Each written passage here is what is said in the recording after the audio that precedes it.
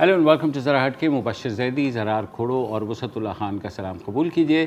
था जिसका इंतज़ार वो शाहकार आज इस्लामाबाद हाई कोर्ट में पेश हो गया। मैं बात कर रहा हूँ गिलगित बल्तिस्तान के साबिक चीफ जज राना शमीम, जिन्होंने गुज़िश्ता 2 हफ़्ते से एक टीवी चैनल्स के कम अज़ कम स्क्रीनों पर एक तूफ़ान बर्पा किया जब द न्यूज़ में उनकी स्टोरी छपी कि उन्होंने एक बयान हल्फी उनके पास है, उन्होंने तैयार किया है, जिसमें ये कहा गया है कि जो साबिक चीफ जस्टिस हैं साकिब निसार, वो जब गिलगित बल्तिस्तान के दौरे पे आए थे, जब वो वहाँ एज चीफ जज तैनात थे, तो उन्होंने किसी को फ़ोन करके ये कहा था कि इस्लामाबाद हाई कोर्ट के जजेस को ये बता दिया जाए कि मरियम नवाज़ शरीफ और नवाज़ शरीफ को 2018 के इंतखाबात वाले दिन तक जेल में ही रखना है। उस पर इस्लामाबाद हाई कोर्ट ने तौहीन अदालत का नोटिस कर दिया।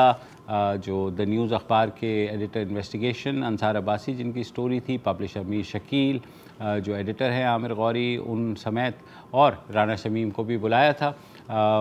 आज उसकी समाअत हुई। राना शमीम अदालत में पेश हुए। सबसे पहले उन्होंने कहा कि उन्हें इस हल्फनामे के बारे में मैंने उनके मुताबिक उन्होंने ये हल्फनामा देखा नहीं है, ये सील्ड पड़ा हुआ है। नहीं, सॉरी, थोड़ी सी क्लैरिटी है क्योंकि रिपोर्टिंग थोड़ी सी कंफ्यूज्ड है। उनका कहना है कि जो हल्फनामा द न्यूज़ में छपा है वो उन्होंने नहीं देखा। वो देखा नहीं। हाँ, वो हल्फनामा एक ही हल्फनामा। हाँ, तो उन्होंने ये कहा है कि वो सील्ड है और वो जो है उन्हें ये भी नहीं पता कि किसने द न्यूज़ को दिया है।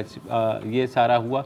तो आज जब वो पेश हुए तो इस्लामाबाद हाई कोर्ट के चीफ जस्टिस ने पूछा कि जनाब आपने शो कॉज नोटिस का जवाब दिया, तो उन्होंने कहा उनके ख़ानदान में कोई हादसा हुआ है, जो उनके भाई जो है उनकी डेथ हुई थी, उसके तो समाअत जो है 12 तारीख के बाद मुकर्रर की जाए, जिस पर जज साहब ने कहा कि आप पहले अपने उस बयान हल्फी के बारे में तो बताइए। तो उन्होंने ये कहा, जब चीफ जस्टिस ने पूछा कि आपने अभी तक अपना ही बयान हल्फी नहीं देखा, तो राना शमीम ने बताया कि मेरा बयान हल्फी सील्ड था और सिर्फ ख़ानदान के पास था, पता नहीं वो कैसे लीक हो गया। जस्टिस अतर मिनल्ला ने उनसे पूछा कि क्या आपने इनको बयान हल्फी नहीं दिया, यानी अंसार अब्बासी को। उन्होंने कहा कि और ये भी कि आपने बयान हल्फी किसी मकसद के लिए ही दिया होगा, ज़ाहिर है आप तहरीरी जवाब में बताएंगे कि 3 साल बाद बयान हल्फी किस तरह आया। 3 साल बाद से मुराद ये है कि ये जो गुफ्तगू जिसके बारे में उन्होंने बयान हल्फी दिया वो 3 साल पहले की है। मज़े की बात यह कि उनको 3 साल पहले की सारी कन्वर्सेशन याद है, मगर बयान हल्फी में क्या है वो उस बारे में थोड़ा सा जो है वो अभी तक। खैर, अदालत ने उनको 4 रोज़ का वक्त दिया है, 5 रोज़ का सॉरी, और कहा है 5 रोज़ के अंदर अंदर आप अपना जवाब दाखिल करें। उन्होंने साथ ही ज़ाहिर है जब वो पेश हुए तो ख़्याल यही था कि वो कहेंगे कि हाँ जी ये बयान हल्फी बिल्कुल मेरा ही है और मैंने ही दिया है, मगर उन्होंने साथ ही साथ ये भी कहा कि द न्यूज़ में जब ख़बर छपी है, छपने के बाद उनसे रब्ता किया गया, जिसमें उन्होंने बयान हल्फी की तस्दीक की। ताहम जो एडिटर इन्वेस्टिगेशन अंसार अब्बासी हैं, उन्होंने अपनी ख़बर में ही लिखा था कि उन्होंने ये ख़बर राना शमीम से तस्दीक के बाद दी। आज उन्होंने कुछ क्लैरिफाई भी किया है। उन्होंने कहा ना सिर्फ उनसे मेरी बात हुई बल्कि उसके बाद किसी और मैसेज फ़ोन नंबर से उनका दोबारा मैसेज आया, फिर दोबारा उन्होंने उसकी तस्दीक की है। तो ये ज़ाहिर बात अदालत में मज़ीद चलेगी तो और क़ज़िया खुलेगा कि हुआ क्या था। मगर 2 हफ़्ते से जो ये जारी तलातुम था वो ज़ाहिर थमा नहीं है, क्योंकि साकिब निसार की एक और मुबैना ऑडियो जो है वो भी लीक हुई है और बातें यही हो रही हैं। केसेस जो हैं नवाज़ शरीफ और मरीम नवाज़ के पेंडिंग हैं। नवाज़ शरीफ इश्तिहारी करार दिए जा चुके हैं। मरीम नवाज़ का जो केस है वो इस महीने के आखिरी हफ्ते में समाअत के लिए भी वो मुकर्रर हुआ है।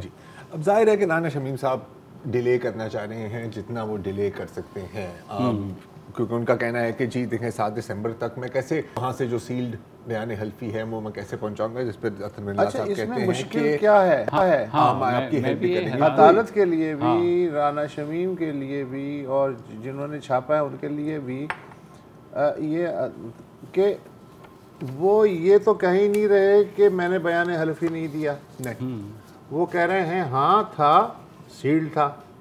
जो जंग में छपा उन्होंने नहीं देखा, लेकिन वो ये भी नहीं कह रहे कि जो जंग में छपा है वो बयान हल्फी नहीं है जो मैंने लिखा है, तो इसका मतलब बयान हल्फी तो मौजूद है राना शमीम का, और वो डिनाई भी नहीं कर रहे, ठीक है, दिल्ली डैली के अलावा।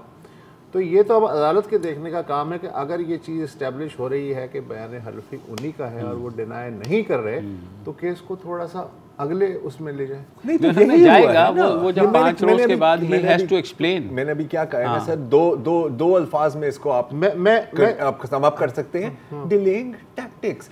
मुझे तो एंटी गवर्नमेंट याद आ रही है। नहीं, डिलेइंग टैक्टिक्स भी नहीं, एक बंदा सीधा जाना चाह रहा है, एक ही यूं करके जाना चाह रहा है। वो सिर्फ डिले कर रहे हैं ना कि बस आगे निकल जाए। ये एंटी गवर्नमेंट वाला सीन हो रहा है। और बड़े मियाँ तो अपनी जगह, छोटे मियाँ की मैं बात करना चाह रहा हूँ। और छोटे मियाँ का अटॉर्नी जनरल साहब ने भी जिक्र किया था कि हो सकता है कि उन्होंने तो नहीं लीक कर दिया अपने। मतलब दोनों मेरा ख्याल है कि टॉप नॉच है, बाप बेटे का जो डुओ है। और जो लीक हुआ या नहीं हुआ है तो असली ना, नहीं वो भी तो नहीं मान रहे ना। कौन? वो भी तो कह रहे हैं, तो जो जंग में छपा है उसकी भी तरदीद नहीं, वो ये कह रहे मैंने पढ़ी नहीं, तो पढ़ा ही नहीं, तो इसका मतलब है कि वो भी ठीक है। नहीं देखिए, हमने वरना वो कहते जी मैंने पढ़ा है, अगर मेरी कोई जाली तहरीर साहब मैंने 2 लफ्ज में इसको समाप्त कर दिया, पता नहीं क्या। मैं निकालूं, डिलेइंग टैक्टिक अपनी जगह है, लेकिन ये तो हमने भी कहा था कि इस एफिडेविट की जब तक ही अदालत में जमा नहीं होता इसकी कोई वैल्यू नहीं है, ये एक आम कागज है। हाँ, तो अब वो उन्होंने उसके ऊपर बयान देना है कि वो अब कैसे मंगवाते हैं और कहाँ सील्ड रखा हुआ था, कहाँ से निकला वो तो जाहिर है कहाँ से निकला की तो तहकीकात कहीं आएंगी नहीं, क्योंकि रिपोर्टर भी नहीं मानेंगे और अदालत पूछेगी भी नहीं। मोस्ट प्रॉब्ली अगर इन्होंने नहीं उनको दिया खुद, और जो मैं नहीं ख्याल कि इन्होंने खुद दिया है, तो कहीं ना कहीं से वहाँ से निकाल दिया। ये उनका बड़ा फेमस नोटरी पब्लिक है, कोई ना कोई तरीका इस्तेमाल किया होगा। मेरा ख्याल है कि दोनों बाप बेटा, मुझे समझ आ रही है कि बेटे को जो गुण है ना, उसने सीखे हैं, वो कहाँ से उसने सीखे हैं। क्योंकि यहाँ वही बात ना कि यार अच्छा नहीं वो वाला है, उसके बारे में बात मैं कर नहीं सकता, मैंने देखा नहीं है, वो वहाँ पे पड़ा हुआ है, पता नहीं कितनी देर में आएगा। छोटे मियाँ के जो इंटरव्यूज़ हुए हैं ना यार, मैं थोड़ा सा एक सल्यूट पेश करना चाह रहा हूँ और मैं कुछ झलकियाँ भी दिखाना चाह रहा हूँ। राना साहब के साहबजादे लोग समझ रहे हैं कि ये मासूम है, ये मासूम नहीं है, ये इतना तेज़ है कि ये छुरी को काट दे। मैं बता रहा हूं। लेकिन जाहिर है ये चीज़ें अदालत में तो कुछ प्रूव नहीं करेंगी ना। मेरा ये ख्याल है कि देखो, हाँ वो ये मैं उसी तरफ आना चाह रहा था कि अगर इसका सारा बयान हल्फी से एंड में मुकर जाते हैं, हाँ, तो जंग वालों की शामत नहीं, जंग वालों की भी शामत नहीं आएगी, क्योंकि आज अटॉर्नी जनरल ने ये कहा है कि जनाब ये जो है जंग वालों को और न्यूज़ वालों को, इन लोगों को तो छोड़ दें, तो सहाफ़ी हैं, इन्हें तो ख़बर मिली है और ख़बर का ज़ाहिर सोर्स जो है सहाफ़ी बताने का पाबंद नहीं होता। मगर ये जो इन्होंने कहा है राना शमीम साहब ने कि मेरी बात उनसे ख़बर छपने के बाद हुई है, जबकि अंसार अब्बासी कह रहे हैं कि पहले हुई है। मेरे ख्याल में राना शमीम को उनका जवाब देना पड़ेगा। ये जो है एक जो डाउट क्रिएट करने की एक अटेम्प्ट थी, वो मेरे ख्याल में वो फेल हो गई है। लेकिन साथ साथ जो नई ऑडियो आ गई है वो बात उससे आगे बढ़ गई है। लेकिन यहाँ पर जो तौहीन अदालत का केस है, मुझे नहीं लगता कि ये कहीं जाएगा, क्योंकि चीफ जज साहब तो वो कह रहे हैं कि जी ठीक है, एंड में वो कहेंगे मुझे ला दें बयान हल्फी अगर आप लेके आ सकते हैं अदालत से, यही कहेंगे ना। तो फिर साहब कभी तौहीन अदालत के हक में नहीं रहे। हाँ, ओके, अगर आप उनका रिकॉर्ड देखें, आप उनकी प्रीवियस स्टेटमेंट्स और उनकी जजमेंट्स भी देखें, मेन इसमें नुक्ता कोई क्या कहे, कोई क्या नहीं कहे, किसने कौन सी एफिडेविट देखी है, किसी ने नहीं देखी, वो अभी रेलेवेंट नहीं है। मेन चीज़ है कि जब ओरिजिनल एफिडेविट आपके सामने आएगा, जिसके लिए जज साहब ने 7 दिसंबर का टाइम दिया है, तो उन्हीं के पास है ना सील्ड, वही तो उन्होंने कहा था कि मुझे इतना आसान नहीं है वहां से मंगवाना, मुझे थोड़ा टाइम लगेगा। अभी तक 7 दिसंबर का टाइम दिया। अच्छा, 7 दिसंबर को नहीं आता तो फिर नहीं, बिलफर्ज वो कहते हैं कि वो गुम गया, मुझे नहीं मिल रहा, फिर क्या अदालत का क्या? नहीं, वो तो सील्ड अगर लॉकर में पड़ा हुआ है तो कहाँ से कहेंगे? नहीं, वो कहेंगे सील्ड है, वो था, हाँ वो हो गया। अब अदालत क्या करेगी जब भाई जो उनका बेटा और वो बातें कर रहे हैं यार, मतलब कहेंगे सर फिर आप जा करके ले आए। इंडियन मुझे तो नहीं पता ना, मैंने ये मकौल उनके वो ही कहते हैं ना, मैंने कोई अदालत में जमा कराया ना, वो तो एक तैयार करके रखा हुआ था चीज़, अब उसकी कोई वैल्यू है ही नहीं, तो अब क्या कुरेदते हो जो अब राख तो जुस्तजू क्या है। ये क्लिप चलाने का मकसद ही यही था कि मैं आपको बताऊं कि किस लेवल के खिलाड़ी हैं। ये बताओ कौन किसको टोपी पहना रहा है? कौन किसको टोपी पहना? सर सब एक दूसरे को टोपी पहना रहे हैं और इसमें जाहिर है इस्लामाबाद हाई कोर्ट बदकिस्मती ये है कि चीफ जस्टिस अतर मिनल्ला बहुत अच्छे जज हैं और वो ह्यूमन राइट्स के ऊपर बहुत ज़्यादा उन्होंने जर्नलिस्ट को भी फेवर की है और rightly so, freedom of press के भी हामी हैं, मगर इस चक्कर में वो फंस गए हैं। और तो फंस से मुराद ये नहीं है कि वो फंस गए कि इस कज़िए को अब किस तरह समेटा जाएगा, अब अदालत को क्या करना होगा। वो क्या राना शमीम साहब को सज़ा दे पाएगी? मेरा ख्याल है नहीं, क्योंकि राना शमीम साहब कहेंगे जी है ही नहीं, वो चीज़ मैंने जमा ही नहीं कराई अदालत में, तो आप कहाँ से लेकर के आएंगे? फिर ठीक है चले, अगर उन्हें कह दिया तो इन्हें अदालत की सज़ा दे दी, वो सुप्रीम कोर्ट चले जाएंगे, वो कहेंगे जनाब ये देख लें वो वहाँ, तो ये केस तो कहीं नहीं जा रहा। ठीक है, मेरा ख्याल है कि केस का रियल असल जो मकसद है शायद वो ये है कि कहीं तरह से ये ओरिजिनल एफिडेविट कोर्ट के सामने आ जाए। मेरे नहीं ख्याल के केस का असल मकसद किसी को तौहीन अदालत की सज़ा सुनाई। आपको याद है यूसुफ रज़ा गिलानी जब वज़ीर आज़म थे, उस वक्त भी एक कोशिश थी कि वो एक ख़त लिख दें और उन्होंने इतना लंबा खींचा और फिर ज़ाहिर अपनी कुर्बानी भी दे दी, फिर राजा परवेज़ अशरफ आ गए, उन्होंने अपनी कुर्बानी भी दे दी। अदालत बेचारी क्या कर सकती है? अदालत चाह रही है कि ये इस तरह के केसेस जो है ना खुद ब खुद ही थिन एयर में गुम हो जाए। और मैं ये चाह रहा हूँ कि राना शमीम के साहबजादे को हम दावत दें इस शो पर, उनको बुलाएं और कहें कि आपने बीच तक 25 मिनट के गाने गाने हैं ना, आप गाएं, सिर्फ उनका म्यूजिकल प्रोग्राम होना चाहिए। मेरी ख्वाहिश है। हाँ, आपकी ख्वाहिश है ये, आप उन्हें साइड पे ले जाके डिनर करवा दीजिएगा, मतलब आप भी एंजॉय करेंगे। राना हम उनसे अच्छी टोपियां घुमाने वाले आपको पेश कर देंगे। हाँ। पेश करके दिखाओ मुझे। चलो अभी तो हो गई शर्त, अभी तो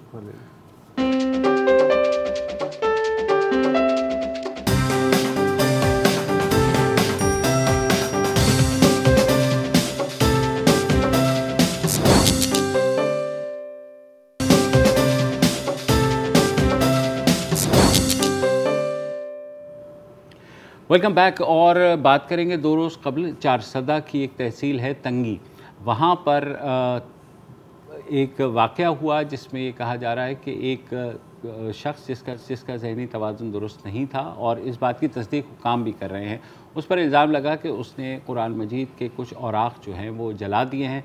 आपको पता है कि ऐसा कोई वाक़या होता है तो फ़ौरन हजूम इकट्ठा हो जाता है और ऐसा ही हुआ और वहाँ पर सैकड़ों लोग आ गए जिन्होंने जो पुलिस स्टेशन है तंगी का वो जला दिया, 30 गाड़ियाँ जला दी जिसमें पुलिस मोबाइल वैन भी थी और उसके बाद जो है वहीं धरना दे करके बैठ गए। पुलिस ने उस शख्स को वहाँ से निकाल दिया क्योंकि वो डिमांड कर रहे थे कि इसको हमारे हवाले करो ताकि हम वहीं पर उसको सज़ा दें। और हमने ये वाक़यात देखे, मशाल खान का वाक़या जो है हुआ था वो ऐसा ही एक वाक़या था, इल्ज़ाम बाद में गलत साबित हुआ, भारत पुलिस ने उस शख्स को हटा दिया। लोग जो है पुलिस ने पर्चा भी किया है और पर्चे के बाद जो है 50 लोगों को अब तक गिरफ़्तार किया गया है। गो के जो FIR है उसमें तकरीबन 300 से ज़ायद अफराद के ख़िलाफ़ कटी है जिसमें 30 नामज़द मुलज़मान के नाम हैं, 300 जो है वो नामालूम हैं। तो अभी जो सूरत हाल है वो यही है कि पुलिस का वो जो थाना जला है उसके बाहर अभी भी टोलियों में लोग आते हैं, वही हजूम बार बार और उनको ज़ाहिर धमका रहे हैं पुलिस को कि आप ऐसा ना करें। और मगर पुलिस ने जो पर्चा दिया है, पुलिस ने ये भी कहा है कि जो हजूम ने जब थाना जलाया तो वहाँ पर भी कुरान मजीद था जो वहाँ पर जल गया और पुलिस ने उसका तस्करा FIR में भी किया है। लेकिन हजूम के खिलाफ हजूम थाने एक जला है, 2 जले हैं, 2 जले हैं, 2 जले और एक पार्शली जला है, एक तो पूरा जला। पुलिस चौकियाँ भी, पुलिस चौकियाँ नजर आतिश की गई हैं 3-4 और 30 के करीब गाड़ियाँ जिसमें 5 पुलिस मोबाइल वैन्स भी थी। आदमी के झूठे होने के लिए यही बात काफ़ी है कि वो जो भी बात सुने उसको बिना तस्दीक आगे बयान कर दे। ये मैं नहीं कह रहा, ये हदीस नबवी है। यहाँ पर ज़ाहिर है कि बयान करने से हम बहुत आगे निकल गए हैं, हम बिना तस्दीक कत्ल करने पर निकल जाते हैं और वो भी हजूम की सूरत में। ये जो अभी वाक़या है 2021 में ना, हम अभी 2021 का वाक़या, 2005 में शेखुपुरा में बिल्कुल ऐसे ही हुआ था जब एक मज़हर इकबाल नाम के शख्स जिनका भी ज़हनी तवाज़ुन दुरुस्त नहीं था, उनको पर इल्ज़ाम लगा कि कुरान के कुछ सफ़ों को जलाया है। वहाँ पर भी पुलिस चौकी पर हमला हुआ, वहाँ पर भी पुलिस चौकी जलाई गई और जो डिमांड्स थी वो ये थी कि आप पूरे पुलिस चौकी की जो अमला है उसको आप सस्पेंड करें और पुलिस चौकी को शहर से बाहर कर दें। इतनी देर ये सिलसिला चला कि पुलिस ने बिलाखिर उनकी सारी डिमांड्स मीट कर दी। अच्छा, अब 2005 से अगर हम शुरू करें सिर्फ और 2021 तक आए तो चीज़ें बदतर ही हुई हैं, क्योंकि इल्ज़ाम महज इल्ज़ाम सबूत है और सज़ा हमेशा मौत ही होती है। आपको याद होगा पिछले साल की बात है कि मलिक इमरान हनीफ जो खुशाब में एक नेशनल बैंक के ब्रांच के मैनेजर थे, उनको कत्ल किया गया, गार्ड ने गोली मार दी। अच्छा, किसी ने, और जाहिर है जब पूछा गया तो उसने कहा कि जी ये गुस्ताखे रसूल था, तौहीन मज़हब कर रहा था। किसी ने नहीं पूछा कि क्या ये बात सच है, क्या आपके पास कोई सबूत है, कोई शवाहिद है। बल्कि अगर आप वीडियो देख रहे हैं तो आप देखेंगे कि उसको एक हजूम पूरे रोड से, मतलब पहले तो परेड में, मस्जिद की छत नहीं है, ये पुलिस स्टेशन जी पुलिस स्टेशन में अंदर दाखिल होकर पुलिस स्टेशन पर काबू कर लिया और फिर छत से तकरीर हुई और बड़ा इनके हाथ मतलब यूं ऊपर बुलंद किए। अच्छा, ये तो चले, बाद में पता लगा कि वो जो मैनेजर साहब थे वो खुद उनके पूरे फेसबुक पेज पर सिर्फ आप देख सकते हैं बड़े वाज़ी तौर पर कि वो आशिक़ रसूल थे। वैसे तो अगर आप मुसलमान हैं तो आप आशिक़ रसूल ही हैं। और बाद में पुलिस ने जो तहकीक की उसमें ये पता लगा कि गार्ड को मैनेजर ने डांटा था वक्त पे ना आने पे, हाँ। और उसकी सरजनिश की थी, जिसके बाद उसको और कुछ नहीं सूझा तो उसने ज़ाहिर झगड़ा बढ़ा, उसने शूट कर दिया और बाद में तौहीन मज़हब का इल्ज़ाम। लेकिन हजूम को इन चीज़ों से कोई फ़र्क नहीं पड़ता। अच्छा, हजूम क्या केस भी, अच्छा एक जो दलील दी जाती है कि सर फिर इन ऐसे लोगों को अदालत में पेश किया जाए। मैं कातिल की बात नहीं कर रहा, मैं उनकी जो इन पर नमूसे रिसालत का इल्ज़ाम लगा है। 2020 के अगेन अप्रैल 2020 की बात है कि एक ऐसे शख्स को अदालत में पहुंचाया गया था और दौरान पेशावर में, बिल्कुल आपको ये केस याद है, दौरान समात एक 17 साल का बच्चा आता है, high security prison, anti terror कोई केस चल रहा था, बंदूक निकालता है और उसको वहां पर कत्ल कर कोर्ट रूम के अंदर कत्ल कर देता है।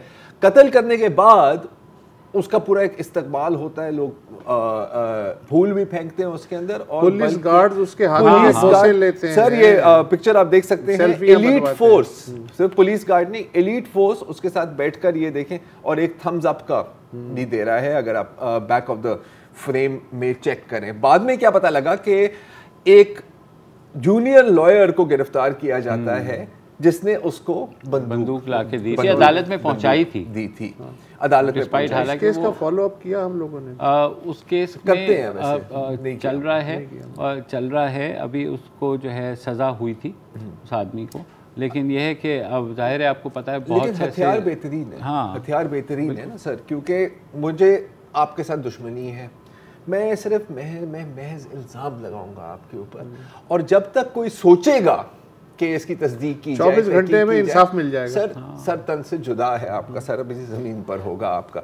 अच्छा, बड़ा सिलेक्टिव वेपन भी है और वो मैं क्यों कह रहा हूँ, क्योंकि 2 अगस्त 2020 में रमशा मसीह अगेन क्रिश्चियन लड़की थी और अगेन उसका भी ज़हनी तवाज़ुन दुरुस्त नहीं था। उस पर इल्ज़ाम लगाया गया कि उसके थैले से, क्योंकि वो कचरा वचरा उठा रही होती थी, उसके थैले से कुरान के कुछ जले हुए सफ़े बरामद जी थे। ठीक है, पूरा हजूम ये वो मार डालो, जला दो, सर तन से जुदा कर दो, सब कुछ हुआ। बाद में क्या पता चला कि जिसने इल्ज़ाम लगाया था, जिनका नाम हाफिज़ मोहम्मद खालिद चिश्ती था, उसने कुरान के सफ़े जलाए थे और उसके थैले में डाल दिए थे। इस वक्त रमशा मसीह और उसके पूरे ख़ानदान को, और ये एक शॉट है कि वो हेलीकॉप्टर में उसको ये देखो सर ढका कर हेलीकॉप्टर में उसको डाला जा रहा है, उसको मुल्क छोड़ना पड़ा। हाफिज मोहम्मद खालिद चिश्ती साहब अभी भी, आपको याद होगा एक और केस था जब क्रिश्चियन जोड़े को ईंटों की भट्टी के अंदर जला दिया गया था, बिल्कुल डाल करके। वो प्रेग्नेंट थी कसूर के इलाके में, और उसमें भी जाहिर क्या होता कुछ भी। दो चीज़ें, एक चीज़ इसमें अब कम से कम पुलिस जो कॉग्निजेंस लेती है, लेट्स अप्रिशिएट देम कि पुलिस बहरहाल अब यहाँ पर जो हुआ कि भी पुलिस ने टाइमली एक्ट किया। उनका थाना जल गया, उन्होंने मोबाइल जल गई, लेकिन उन्होंने जिस पे इल्जाम लगा था उसे निकाल लिया और कहा कि ठीक है कानून इसको सजा देता है तो बिल्कुल दे, लेकिन हम मॉब जस्टिस अलाउ नहीं करेंगे। So hats off to KP police, बिल्कुल नो डाउट अबाउट इट। लेकिन मसला एक इशू का तो नहीं है। अब देखिए उसके बाद अगला मरहला पता है क्या शुरू होता है, एक दो केसेस ऐसे भी हैं जो मुलजिम जिंदा बच गया, उसे कोर्ट में पेश किया गया। उसके बाद हुजूम मुस्तकिल कोर्ट का घेराव रखता है और जज साहब ताकि उन तक आवाज़ें आती रहें कि बाहर बंदे खड़े और ज़्यादातर तौहीन मज़हब के केसेस में जो निचली अदालतें हैं वो अपने पास से निकालने के लिए कि उन्हें मौत की सज़ा सुना देती है जिस पर भी इल्ज़ाम लगा होता है बगैर किसी तहकीक के, और उसके बाद वो हाई कोर्ट में आज तक किसी पे साबित हुआ इल्ज़ाम नहीं कम ही हुआ है। बल्कि वजीउल हसन का केस मुझे याद आता है, 18 साल डेथ रो पर गुजारे। हमारे शायद जो सबसे बड़ी औलाद है उनकी उम्र भी पूरी इतनी ही होगी, उस पूरी उम्र उसने जेल में गुजारी और बाद में जब कोर्ट हायर कोर्ट के पास केस आया उसने कहा यार ये तो केस ही नहीं। वो मुझे मुल्तान का जुनैद हफीज, वही मैं बात, जुनैद हफीज जो है मुल्तान वाला। लेकिन मैं आपको एक आखिरी बात बोलूँगा और ये अनफॉर्चुनेट बात है कि अब क्योंकि इस तरह के रवैये को आपने एक स्टेट लेवल पर स्टैंप ऑफ अप्रूवल दे दिया है ना सर, आने वाले सालों में आप बहुत सारे मशल खान देखेंगे। और ये एक सच है, किसी दिन कॉन्स्टिट्यूशन एवेन्यू तक भी ये आग पहुंचेगी लेकिन उस वक्त तक बहुत देर गुजरेगी। सही बात है, और इस आग को नहीं रोका गया तो जैसे ने कहा है कि ये तेल हमारे आपके हर एक के घर पहुंचेगी अगर इसको नहीं रोका गया। फिलहाल एक वक्फा लेते हैं।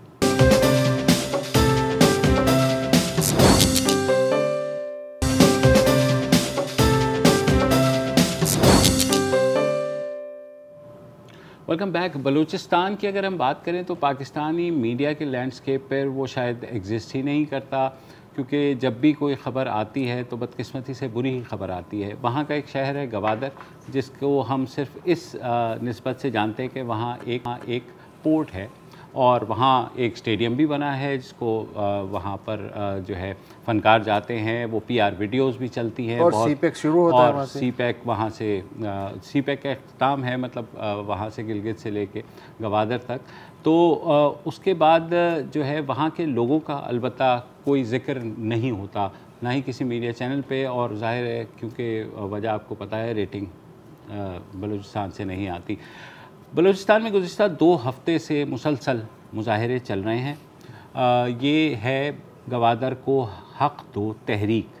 ये तहरीक खुदरो तहरीक है। उसकी वजह यह है कि गवादर के जो बासी हैं वो न सिर्फ पीने के पानी को तरसते हैं बल्कि पूरी रात वहाँ लाइट नहीं होती। उनके जो मेन उनका रोज़गार है वो है माहीगीरी। वहाँ पर भी जो ट्रॉले हैं वो गैर कानूनी तौर पर वो वहाँ पर फ़िशिंग करते हैं, जिसकी वजह से जो मकामी माहीगीर है उसको रोज़गार नहीं मिलता। कल हमने देखा कि गवादर में एक बड़ी तादाद में ख़वातीन की रैली निकली, उससे पहले कफन पोश रैली निकली, उससे पहले बच्चों की रैली निकली। धरना मुसलसल चल रहा है। हुकूमत बार बार यकीन दहानी तो कराती है, मगर जाहिर है यकीन दहानी का मतलब ये होता है कि अभी फ़िलहाल तो आप बस कर दें, फिर हम देखेंगे। जब देखेंगे तो जाहिर है बलूचिस्तान हुकूमत के पास देखने के अलावा कोई पावर तो है नहीं।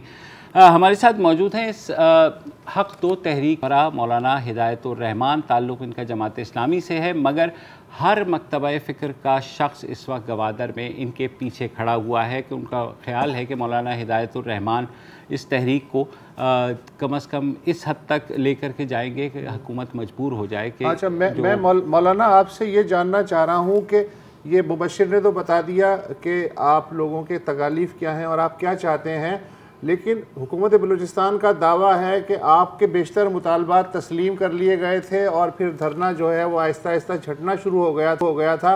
लेकिन यकायक कल हमने देखा कि ख़वातीन हज़ारों की तादाद में जो है सड़क पे निकली हैं।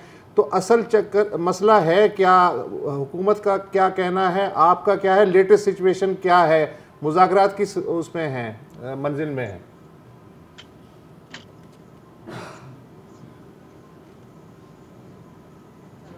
बिस्मिल्लाहिर्रहमानिर्रहीम। बहुत शुक्रिया आपने हमें वक्त दिया हमारी बात पहुंचाने के लिए उन हुक्काम तक जो हमारे मसाइल के ज़िम्मेदार हैं। 2002 में जब ग्वादर पोर्ट का इफ्तिताह हुआ तो ग्वादर के लोगों ने बिलखुसूस और बलूचिस्तान के लोगों ने बेलमूम ये समझा कि ग्वादर पोर्ट के बाद हमारी ज़िंदगियां तब्दील होंगी, हमारी मायारी ज़िंदगी में बेहतरी आएगी, हमें बुनियादी सहूलियात दस्तयाब होंगी। लेकिन हर गुजरते दिन हमारी मुसीबतों में इजाफा हुआ, हमारी मुश्किलात में इजाफा हुआ, हमारी आज़ादी पे कदगने लग गई, हमारी नकलो हरकत पे कदगने लग गई, हमें सफ़र करने में मुश्किलात पैदा हो गए। तो हमें पानी, बिजली, बुनियादी सहूलियात, इलाज, तालीम और जितनी बुनियादी सहूलियात हैं जो डेवलपमेंट के हवाले से हमें मिलनी चाहिए थे, वो बदकिस्मती से हमें नहीं मिले। हर हुकूमत, हर वज़ीर आज़म साहब जब भी बने ग्वादर का उन्होंने दौरा ज़रूर किया है, लेकिन ग्वादर में आकर वही प्रोजेक्ट का इफ्तिताह किया जो पहले किसी वज़ीर आज़म ने कर चुका था। वो भी वही दावे करता था कि ग्वादर की वजह से पूरा बलूचिस्तान तरक्की करेगा। पूरा बलूचिस्तान ही नहीं, पूरा पाकिस्तान ग्वादर पोर्ट की वजह से तरक्की करेगा। लेकिन ग्वादर पोर्ट के नाक के नीचे जो लोग बसते हैं, माहीगीर बसते हैं, न उनके पास पानी है, न उसके पास बिजली है, न उसके पास तालीम है, न उनके पास इलाज है, न उनके पास रोज़गार है, और ना उनकी इज्जत किया जा रहा है। तो आज जो हमारा ये धरना है, और इसी तरह उसके बाद जो सीपेक पाक चाइना इक़्तिसादी राहदारी का प्रोजेक्ट आया, उसमें भी बिलाशुबा हमने यही समझा, में बताया भी गया कि ये तो गेम चेंजर है और इससे पूरा बलूचिस्तान की तकदीर तब्दील होगा। लेकिन फिर हमने देखा कि हमारे साथ इतना बड़ा धोखा हुआ पहले बलूचिस्तान के साथ, ग्वादर और मकरान के साथ, कि सीपेक प्रोजेक्ट में एक तिनका भी बलूचिस्तान में नहीं लगा।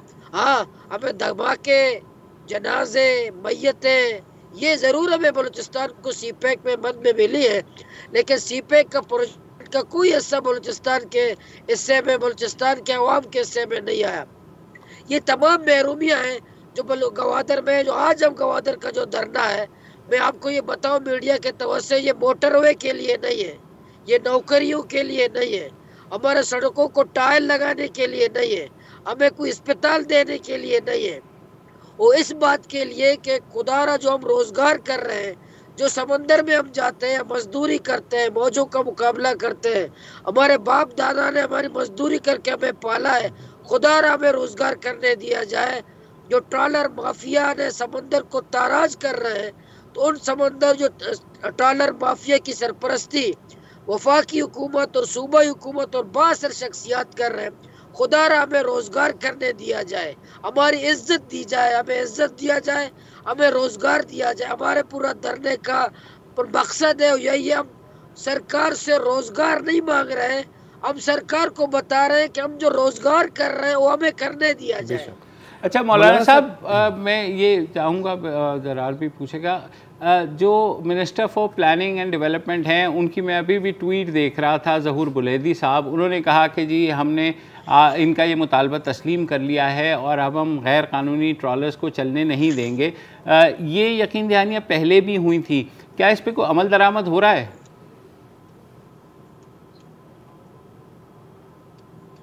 ये कल सुबह भी हमारे माहीगीरों के जालों को नुकसान पहुंचाया है, माहीगीरों पे हमला किया लोगों ने, माहीगीरों पे फायरिंग करते हैं, ये माहीगीरों के जालों को नुकसान पहुंचाते हैं, हत्ता के फिशरीज अफसरान पर भी ट्रॉलर माफिया के लोगों ने हमले किए हैं। लेकिन सूबाई हुकूमत बेबस है, वफाकी हुकूमत बेबस है, वफाकी इदारे बेबस है, सूबाई हुकूमत बेबस है, और ये हमें यकीन दहानियाँ तो बार बार करा रहे हैं। लेकिन ये उज़रा साहिबान हमारे पास आए, लेकिन ये तो बेबसी की तस्वीर नजर आ रहे थे, और ये साफ उनके चेहरों से, बातों से लग रहा था कि ये ट्रॉलर माफिया सूबाई हुकूमत से ज्यादा ताकतवर है, और ज़हूर बुलैदी से ज्यादा ताकतवर है, इसलिए वो दिन और रोजाना उनके हमले बढ़ रहे हैं, हमारे समंदरी हयातियात की नस्लकुशी कर रहे हैं। मौलाना साहब, अब अगर हम बात करें पानी की, और जाहिर है कि ये सिर्फ ग्वादर का मसला नहीं है, बल्कि पूरे शायद सूबे बलूचिस्तान का ये मसला है। अब बिल्कुल ग्वादर के लोगों को पानी फराहम करना चाहिए, लेकिन क्या हुकूमत, मैं सूबाई हुकूमत की भी बात कर रहा हूँ और मैं वफाकी हुकूमत की भी बात कर रहा हूँ, क्या ये मुमकिन भी है? अगर हम देखें कि कितनी आबादी है और पानी कहाँ से आ रहा है, क्योंकि पानी की किल्लत तो पूरे सूबे में है, तो आपके जहन में कोई इसका हल है जो आपने हुकूमत के सामने पेश किया हो? जी देखें, हम तो पूरा जो 750 किलोमीटर साहिल समंदर के पास रहते हैं। दुनिया में कितने ममालिक है जो डिसलेशन प्लांट के जरिए अपने लाखों लोगों को पानी सप्लाई कर रहे हैं। हम पानी देख इस जदीद दौर में हम पानी देख तो सकते हैं, पी नहीं सकते। इस जदीद दौर में कोई डिसलेशन प्लांट नहीं लगा सकते। बिल्कुल, ये तो वादा मेरे ख्याल में कितने मौलाना साहब हमें एक छोटा सा वक्फा लेना है मौलाना साहब, वापस आएंगे तो बिल्कुल इसी बात को आगे बढ़ाएंगे। वक्फा ले लेते हैं।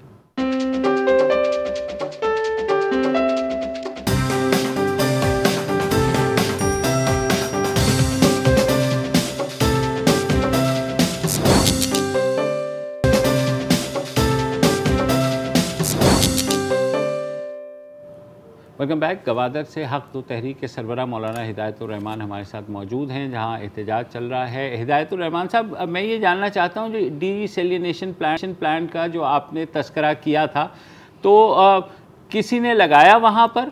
वहाँ 1 अरब रुपए का प्रोजेक्ट एक लगा, एक कारवाट एक मकाम है ग्वादर से मशरकी साइड पर। उसमें बताया गया था कि 20 लाख गैलन पर डे पानी तैयार होगा। माशाल्लाह अब तक 20 गिलास पानी तैयार नहीं किया है और 1 अरब से ज़्यादा खर्च हुआ है और कोई 20 गिलास पानी भी तैयार नहीं हुआ और नाकारा पड़ा हुआ है।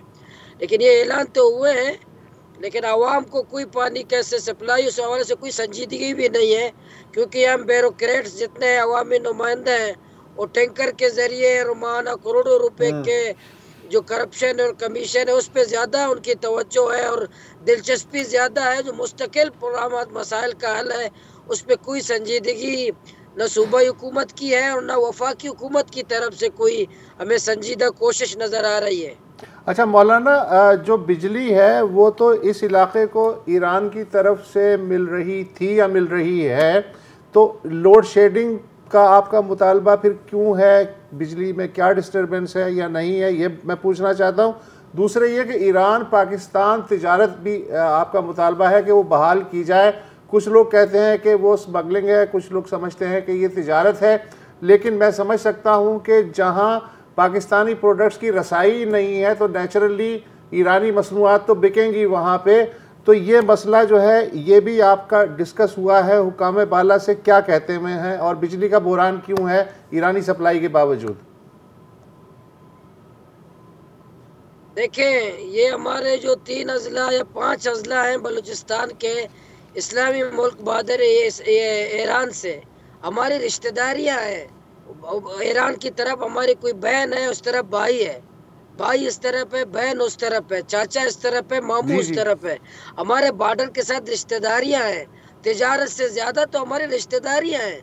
आप इन पर पाबंदियां लगाएंगे तो खानदान तोड़ेंगे। या बैन अल-अक़वामी सतह पर भी रिश्तेदारियों की बुनियाद पर भी तो लोगों को रिलीफ दिया जाता है। पहली बात तो ये है। दूसरी बात ये है कि हमारा पूरा मकरान और हमारे साहिल का, हमारे जो बॉर्डर है पूरे हमारे अशिया कुर्दनोश का ताल्लुक ईरान से है, इस्लामी मुल्क ईरान से है। हमें सस्ती चीज़ें वहाँ मिलती हैं, हमें चावल घी वगैरह गैस सस्ते दामों में मिलते हैं। पाकिस्तानी अशिया से, हमारे मुल्क के अशिया से वो 500 गुना कम कीमत में हमें मिलते थे पहले। इन सख्तियों से पहले, ये सिक्योरिटी चेक पोस्टों से पहले, इन तमाम जो रोडों पे जो पाबंदी इससे पहले। तो क्या एक मुल्क को जानना चाहिए कि हमारे इलाके में, हमारे बॉर्डर पे हमारे ही कौम, हमारे अवाम जब किसी बॉर्डर में मुस्तफ़ीद हो रहे, इसके लिए कानून बनाना, एक ज़ाब्ता बनाना तो हुकूमत की जिम्मेदारी है। एक हुकूमत की जिम्मेदारी होती है कि अवाम को किस तरह रिलीफ दे दे, किस तरह वो अवाम को खुश रखे। तो उनको सख्ती करना, उसको मारना या उसको कोशिश करना कि कोई काम कर रहा हो तो पूरा कानून के तलवार लेकर उसके सर पे चलाना कि तुम इल्लीगल काम कर रहे हो, मेरे ख्याल में कुरान के अलावा, अल्लाह के कानून के अलावा, अल्लाह उसके रसूल के कानून के अलावा बाकी तमाम ज़ाब्ते इंसानी बनाए हुए इंसान बनाते हैं अपने अवाम की फलाह बहबूद के लिए। तो हमारी हुकूमतें जब अपने मफाद के लिए रातों रात तरमीम कर लेते हैं, एक फ़र्द को फ़ायदा पहुँचाने के लिए रातों रात कानून साजी होती है, तो पूरे अवाम को फ़ायदा पहुँचाने के लिए बेटा क्यों नहीं जाता, ज़ाब्ते क्यों नहीं बनाए जाते? बिल्कुल। बहुत बहुत शुक्रिया मौलाना साहब, और आपकी तहरीक के लिए हम दुआगो हैं। अल्लाह कामयाब और गवादर के लोगों को वो तमाम सहूलियात मिले जो किसी भी आम पाकिस्तानी का हक है। इसमें सिर्फ ग्वादर का फ़ायदा है, ग्वादर की अवाम का फ़ायदा नहीं है, पूरे पाकिस्तान का फ़ायदा है। और बड़े सिंपली क्यों?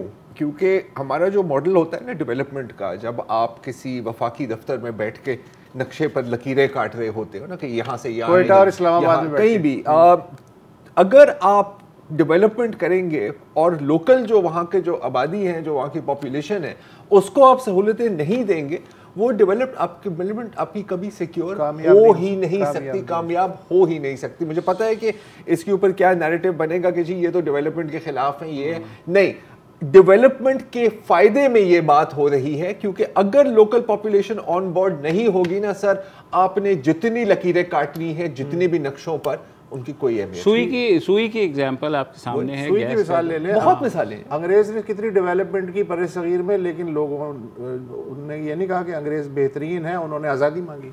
बिल्कुल। जनाब आज के लिए इतना ही, कल दोबारा हाजिर होंगे। खुदा हाफिज़। अस्सलाम वालेकुम। अगर आपको हमारे शो पसंद आया है तो प्लीज़ हमारे YouTube चैनल को सब्सक्राइब करें, और अगर मुनासिब समझे तो इस वीडियो को लाइक भी कर लें, तो कोई हर्ज नहीं है, और शेयर भी कर लें और कमेंट भी कर दें, वरना वो सब ऐसे ही लिखते रहें। और ये जो दोनों कह रहे हैं ये कर लें जी प्लीज़, नहीं तो हमें भी घर जाना है, मैं आपके कंप्यूटर में नहीं रहना 24 घंटे। सही बात।